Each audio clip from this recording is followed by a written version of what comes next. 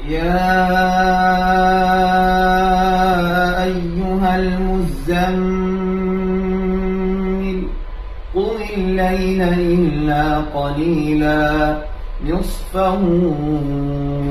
أو انقص منه قليلا أو زد عليه ورتل القرآن ترتيلا إنا سنلقي عليك قولا ثقيلا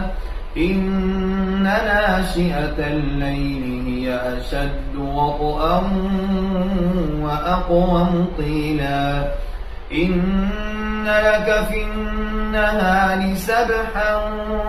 طويلا واذكر اسم ربك وتبتل إليه تبتيلا رب المشرق والمغرب لا